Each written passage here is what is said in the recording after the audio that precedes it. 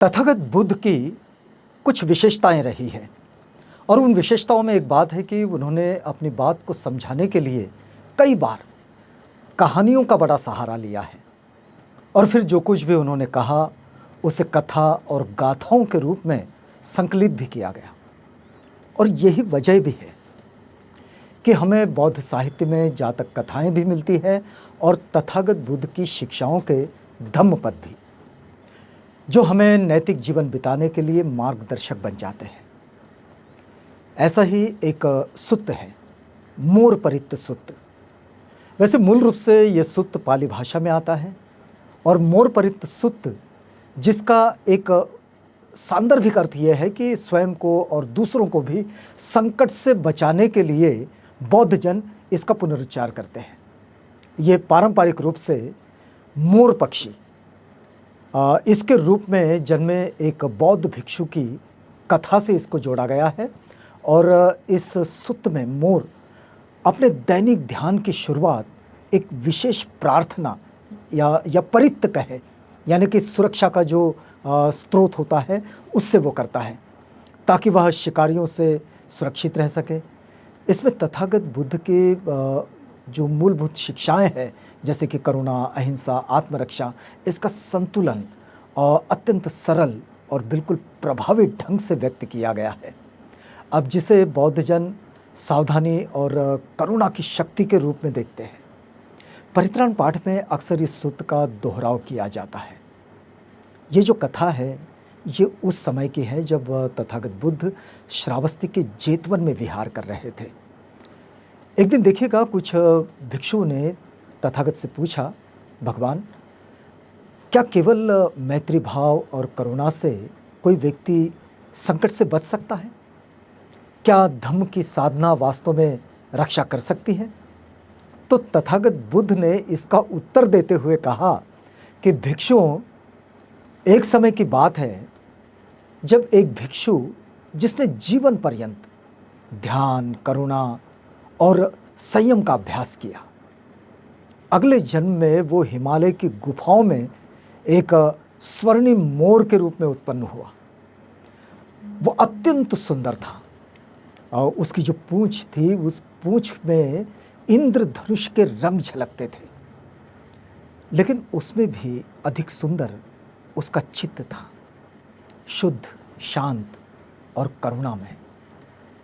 मोर की दिनचर्या ऐसी थी कि हर सुबह वो जब उठा तो वह मोर एक ऊंचे स्थान पर जाकर बैठ जाता था और वहाँ विशेष रूप से परित्त यानी कि रक्षा प्रार्थना का पाठ करता था, जिसे परित्राण पाठ कहते हैं लोग। और उसमें वह 10 दिशाओं में मैत्री और अहिंसा का संकल्प करता। अपने मन में ये भावना करता था कि सभी प्राणियों के प्रति मेरा हृदय करुणामय हो, मैं किसी को हानि न पहुंचाऊं, ना ही किसी से द्वेष करूं और सभी दिशाओं में शांति फैले। इस शुद्ध चित्त के बल पर मैं सुरक्षित रहूं। अब ये परित्त उसकी ढाल बन गई थी। कई बार शिकारी आए लेकिन उसको देख न सके, कई संकट उसके सामने आए लेकिन वो संकट उसे कभी छू न सके।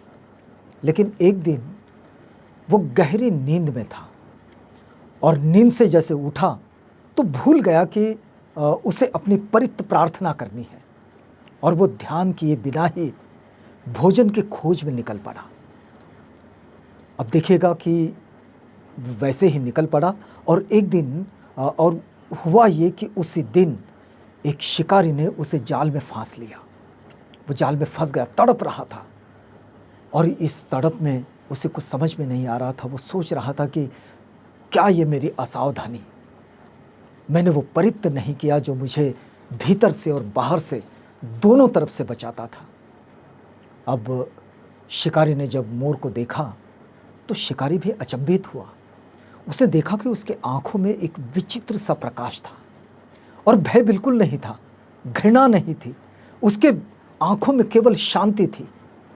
तब मोर ने शिकारी से एक बात कही, तो मुझे अगर मारना चाहता है तो मार ले, लेकिन पहले मेरी बात सुन ले।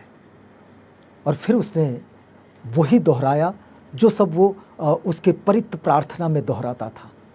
शिकारी ने जब उसकी बात को सुना तो शिकारी का चित्त ही बदल गया और उसका चित्त इतना बदला कि उसने जाल को ही काट दिया। और जाल को काटने के बाद उसने कहा, हे मोर पक्षी, तू मोर तो नहीं नजर आता तो कोई महात्मा सा जान पड़ता है। जा, निकल यहाँ से और सब प्राणियों के को ये प्रार्थना सिखा। ये कहानी तो खत्म हुई, लेकिन तब तथागत ने कहा कि अपमादो अमतं पदं पमादो मच्चुनो पदम, यानी कि सावधानी जो है वो अमृत का मार्ग है और जो असावधानी है वो मृत्यु का द्वार है। आपने सड़कों के किनारे चीज़ें पढ़ी होगी कि दुर्घटना तब घटती है जब सावधानी हटती है। और फिर तथागत ने कहा कि भिक्षुओं, सावधानी, करुणा और सत्य, इसका आचरण ही सच्चा रक्षण है। ये जो बाहरी वस्तुएं हैं ना, ये जो कभी रक्षा नहीं करती। चित्त की निर्मलता ही सबसे बड़ा परित्राण है।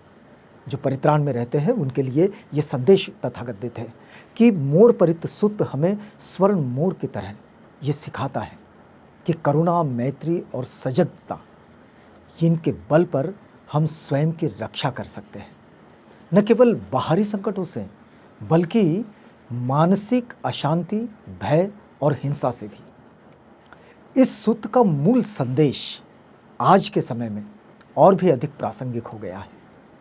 आज का ये डिजिटल युग है और हमारा मन हर समय हजारों सूचनाएं, सोशल मीडिया के संदेश और भावनात्मक उत्तेजनाओं के संपर्क में रहता है।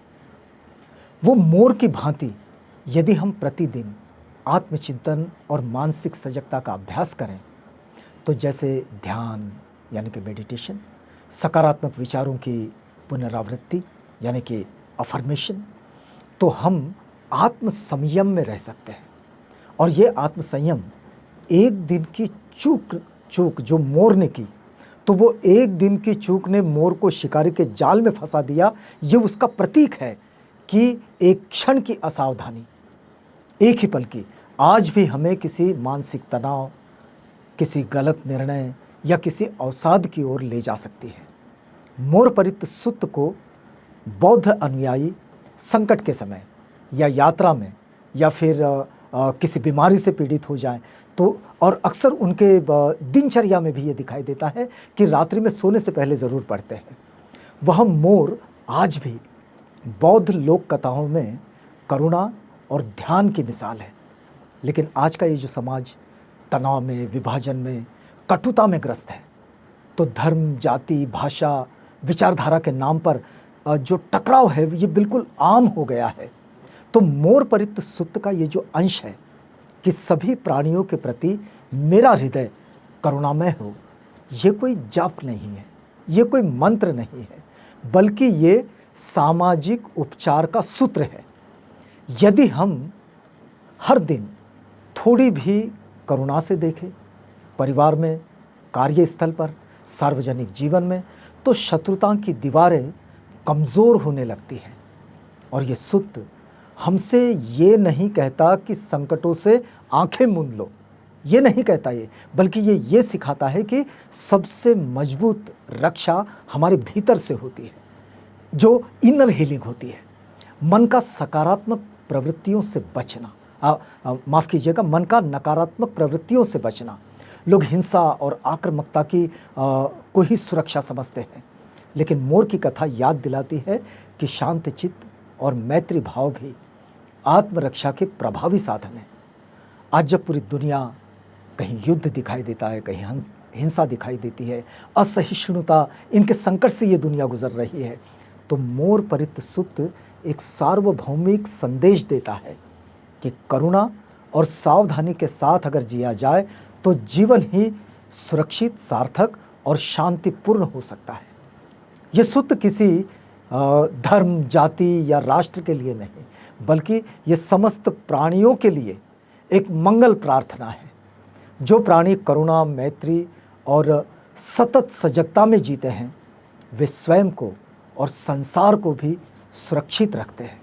मोर परित सुत आज केवल एक पुरानी कथा नहीं है जो तथागत बुद्ध ने कही और जातकों में शामिल है, बल्कि एक व्यावहारिक साधना है। एक आंतरिक सुरक्षा का कवच है जो हमें भय से, द्वेष से, तनाव से बचा सकता है। एक सकारात्मक सोच जो करुणा में जीते हैं वे संसार के लिए प्रकाश बन जाते हैं और स्वयं के लिए शरण बन जाते हैं।